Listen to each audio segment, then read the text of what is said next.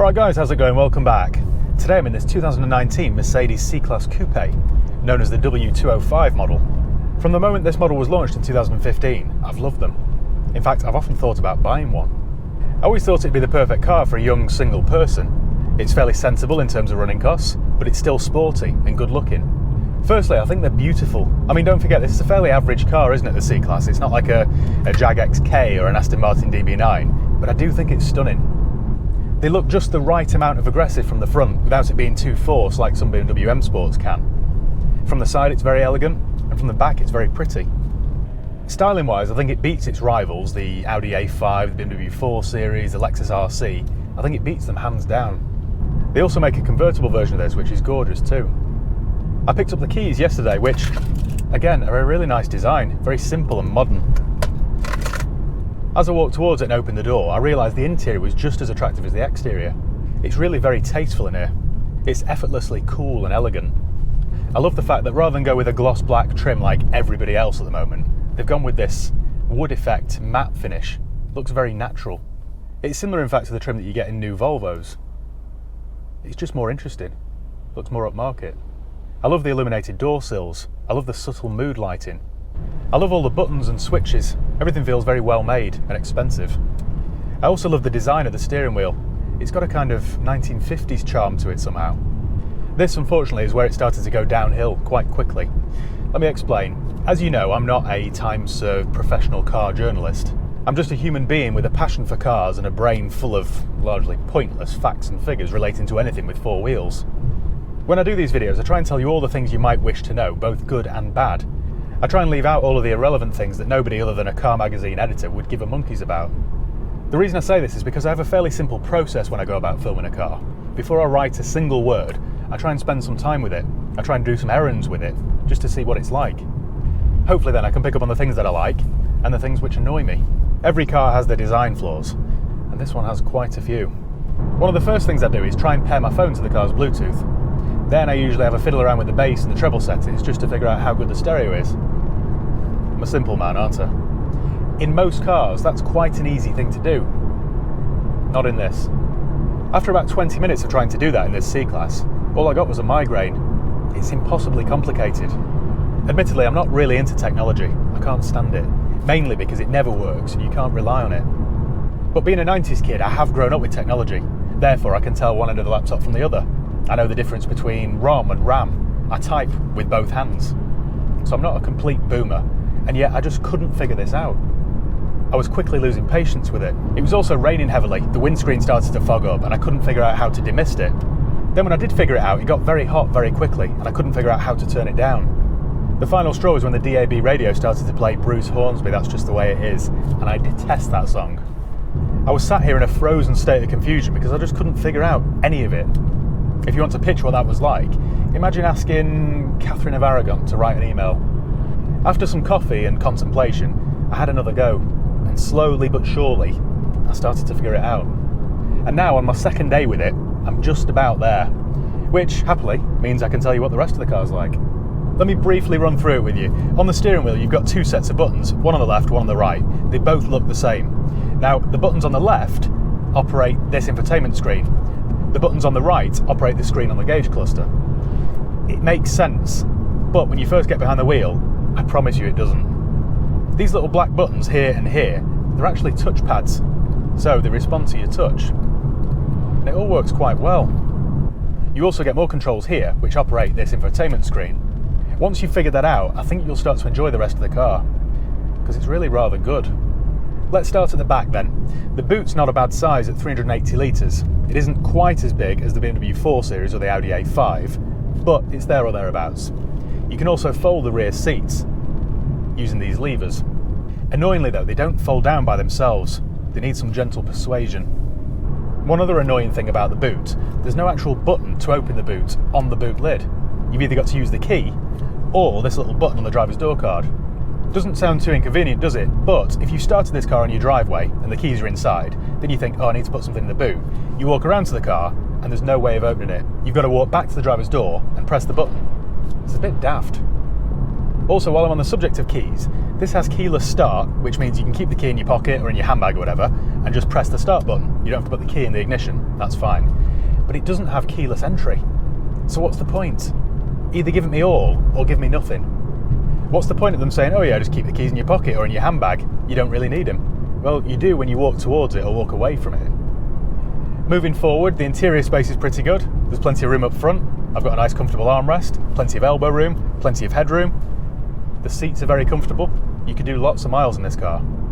You also get plenty of storage. I've got a good sized cubby box here. You get 2 cup holders, and you've got a good area here for your keys, phone, wallet. You get decent sized door pockets and a decent sized glove box.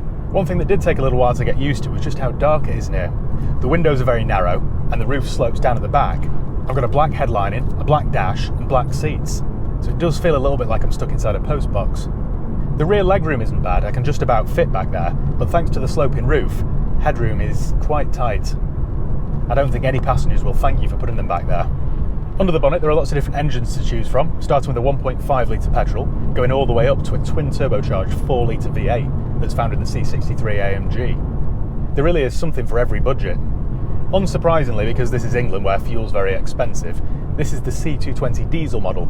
It uses the new for the facelift 2 litre 4-cylinder turbo diesel engine. It replaces the old 2.1 which Mercedes have been using for centuries. And I have to say I'm quite impressed with it.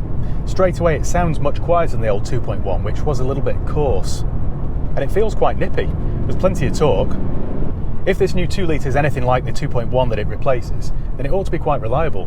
When serviced correctly, those old 2.1s were good for 500,000 miles. This 2 litre in the C220 diesel produces 190 horsepower. It has a top speed of 148 miles per hour. It'll do 0 to 60 in around 7 seconds, all whilst returning a real world average of 46 miles per gallon. So not a bad package, is it?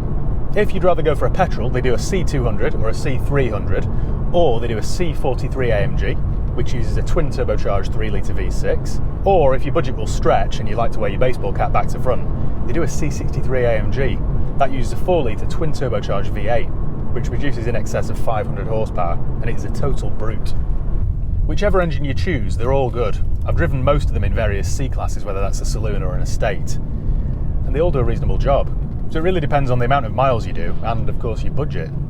This one uses the 9-speed automatic gearbox, which is a traditional setup with a torque converter. And as much as I'm against a 9-speed gearbox, I think it's too much. My name isn't Norbert Dentresangle. It actually does quite a good job. I was expecting it to be very clumsy and hesitant, but it isn't. The automatic gear selector is mounted here on the column, which is typical of Mercedes, but it actually works really well, and it frees up the centre area for more storage and cup holders. By putting it up here, it's actually very intuitive and easy to use.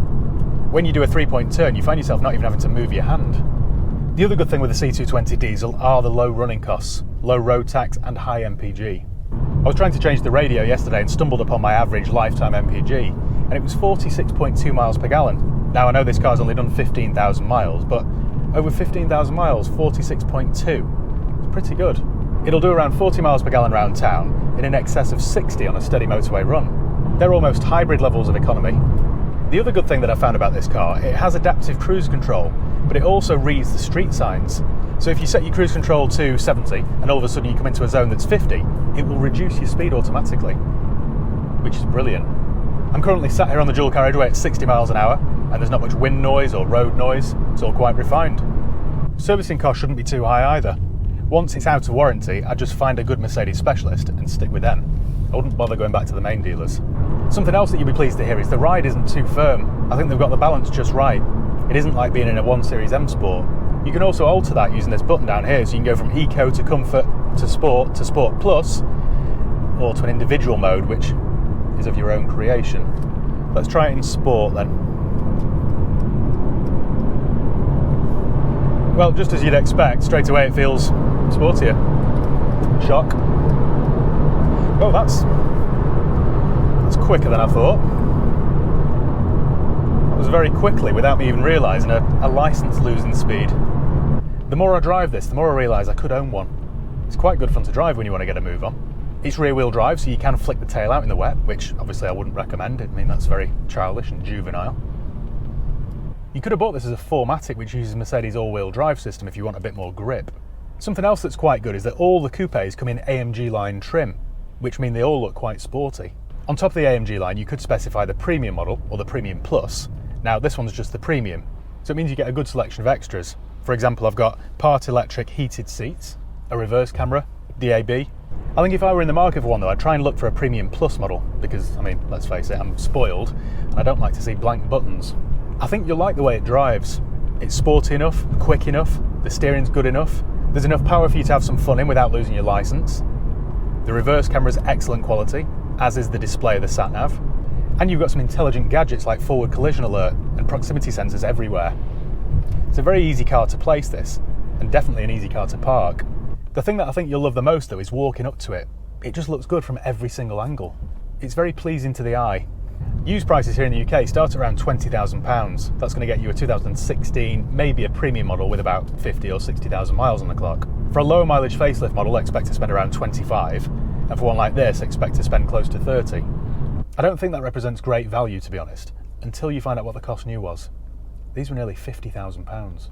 Reliability-wise, if you go for a diesel, you might have issues with the EGR valve or the DPF, or both if you're unlucky. The earlier 2.1 litre diesel suffered with bad NOx sensors. I've fallen foul of that myself a few times, and that will cost around £1,000 to correct. And I have it on good authority that those actual NOx sensors are on back order, which just shows you how common an issue that is. The best advice I can give, as always, is service them on time, treat them with a bit of respect, fill the tank with premium fuel at least every other fill up, service the automatic gearbox when it gets to around 80,000 miles, and keep your fingers crossed. I wouldn't ever say that they're an unreliable car, but you just need to look after them properly. I think to sum up then, this is a car that you'd really buy for its looks. I'd be quite happy to walk out onto my driveway and see this every morning. I'd just have to enrol at a local night school to figure out how to work out the infotainment. And of course I'd look for a Premium Plus because I'm a bit greedy. So cheers guys, thank you once again for watching. Make sure you give the video a thumbs up if you enjoyed it. Make sure you subscribe if you haven't done already. You can follow me on Facebook, Instagram, Twitter. I'll leave the link below. If you've got any comments or questions, let me know and I'll do my best to get back to you. We've got new arrivals always on the High Peak store, so do check that out. I'll leave the link below. And yeah, cheers guys. I'll see you next time.